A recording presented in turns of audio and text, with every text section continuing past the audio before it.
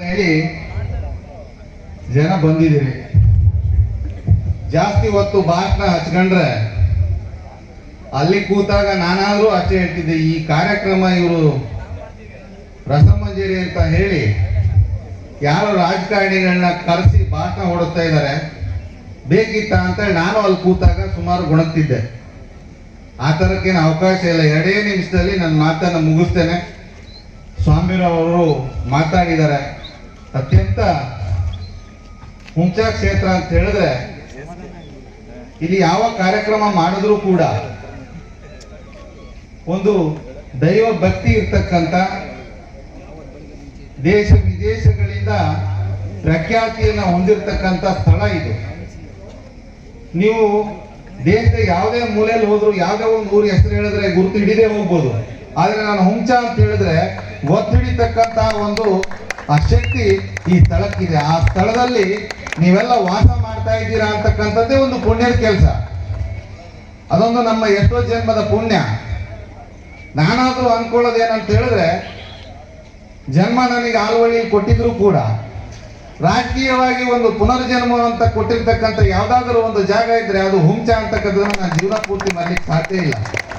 ಆ ನಿಟ್ಟಿನಲ್ಲಿ ನಮ್ಮೆಲ್ಲ ಸ್ನೇಹಿತರು, ನಿಮ್ಮೆಲ್ಲರ ಆಶೀರ್ವಾದ, ದೇವರ ಆಶೀರ್ವಾದದಿಂದ ಒಂದು 5 ವರ್ಷ ಸೇವೆ ಮಾಡೋ ಅವಕಾಶ ಸಿಕ್ತು. ಬಹಳ ವರ್ಷದ ನಂತರ ಅಧ್ಯಕ್ಷ ಆಗಬೇಕು ಅಂತ ಹೇಳಿ ನಮ್ಮಲ್ಲಿ ಆಸೆ ಏನಿತ್ತು. ಈ ಕ್ಷೇತ್ರದಿಂದ ನಾನು ತಾಲೂಕ್ ಪಂಚಾಯತಿ ಸದಸ್ಯನಾದ್ಮೇಲೆ ತಾಲೂಕ್ ಪಂಚಾಯತಿ ಅಧ್ಯಕ್ಷನ ಆಗ್ತಕ್ಕಂಥ ಒಂದು ಅವಕಾಶ ದೊರೀತು. ಅದಕ್ಕೆ ನಿಮ್ಮೆಲ್ಲರ ಆಶೀರ್ವಾದ, ಈ ದೇವರ ಆಶೀರ್ವಾದ ಅಂತಕ್ಕಂಥದ್ದನ್ನ ಈ ಜನ್ಮದಲ್ಲಿ ನಾನು ಮರಲಿಕ್ಕೆ ಸಾಧ್ಯ ಇಲ್ಲ. ನೀವು ಕೊಟ್ಟಂತ ಅವಕಾಶದಲ್ಲಿ ಒಂದಿಷ್ಟು ಸಾರ್ವಜನಿಕ ಕೆಲಸವನ್ನ ಮಾಡ್ತಕ್ಕಂಥದ್ದನ್ನ ಪ್ರಾಮಾಣಿಕವಾಗಿ ನಾನು ಮಾಡಿದ್ದೇನೆ.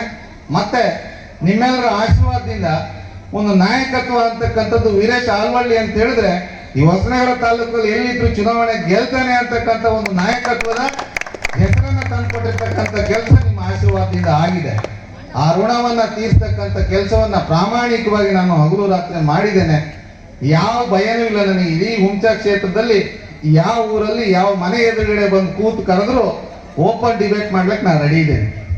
ಅಷ್ಟು ಪ್ರಾಮಾಣಿಕವಾಗಿ ನಾನು ಕೆಲಸ ಮಾಡಿದ್ದೇನೆ ಅಂತಕ್ಕಂಥದ್ದು ಅತ್ಯಂತ ಹೆಮ್ಮೆ ಇದೆ.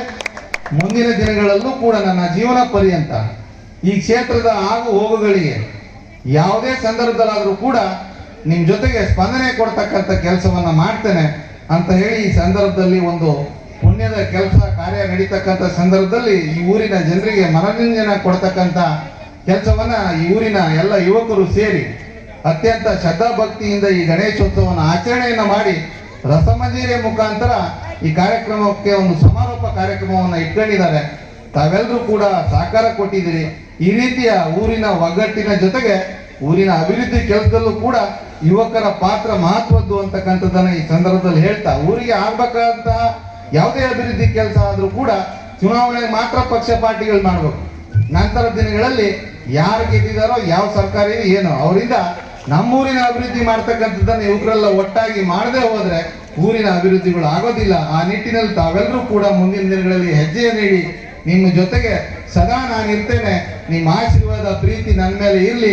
ಈ ಕಾರ್ಯಕ್ರಮ ಅತ್ಯಂತ ಯಶಸ್ವಿಯಾಗಿ ನಡೀಲಿ ಅಂತ ಹೇಳಿ ಶುಭ ಹಾರೈಸ್ತಾ, ಕರೆದು ನನಗೆ ಅವಕಾಶ ಕೊಟ್ಟಿದ್ದೀನಿ. 3.5 ವರ್ಷ ಆಯ್ತು ನಾನು ಮಾಜಿ ತಾಲೂಕ್ ಪಂಚಾಯತಿ ಮೆಂಬರು ಮತ್ತು ಅಧ್ಯಕ್ಷ ಆಗಿ. ಆದ್ರೂ ಕೂಡ ಇವತ್ತೂ ಕೂಡ ನಾವು ಮೊದಲು ಬಂದು ಇಲ್ಲಿ ಚುನಾವಣೆ ಗೆದ್ದ ದಿನದಲ್ಲಿ ಇರ್ತಕ್ಕಂಥ ಪ್ರೀತಿಯನ್ನೇ ಇವತ್ತು ಕೂಡ ನೀವು ತೋರಿಸ್ತಾ ಇದ್ದೀರಿ ಅಂತ ಹೇಳಿದ್ರೆ ಅದಕ್ಕೆ ಈ ಜಾಗದ ಮಹತ್ವ ಎಷ್ಟಿದೆ, ಈ ಹುಂಚಾ ಕ್ಷೇತ್ರದ ಮಹಿಮೆ ಎಷ್ಟಿದೆ ಅಂತಕ್ಕಂಥದ್ದು ಅರ್ಥ ಆಗ್ತದೆ. ನಿಮ್ಮೆಲ್ಲರ ಪ್ರೀತಿ ವಿಶ್ವಾಸಕ್ಕೆ ಮತ್ತೊಮ್ಮೆ ಸಾಷ್ಟಾಂಗ ನಮಸ್ಕಾರವನ್ನು ಮಾಡ್ತಾ ನನ್ನ ಮಾತನ್ನು ಮುಗಿಸ್ತೇನೆ. ಈ ಕಾರ್ಯಕ್ರಮ ಯಶಸ್ವಿಯಾಗಲಿ ಅಂತ ಹೇಳ್ತಾ ಧನ್ಯವಾದಗಳು. ನಮ್ಮ ಕರೆಗೆ ಹೋಗೊಟ್ಟು ಆಗಮಿಸಿ ಕಾರ್ಯಕ್ರಮವನ್ನು ಯಶಸ್ವಿಗೊಳಿಸಿ ನಮ್ಮ ಕಿರು ಸನ್ಮಾನವನ್ನು ಸ್ವೀಕರಿಸಿದಂತಹ ಶ್ರೀಯುತ ಆಲ್ವಳ್ಳಿ ವೀರೇಶ್ ಅವರಿಗೆ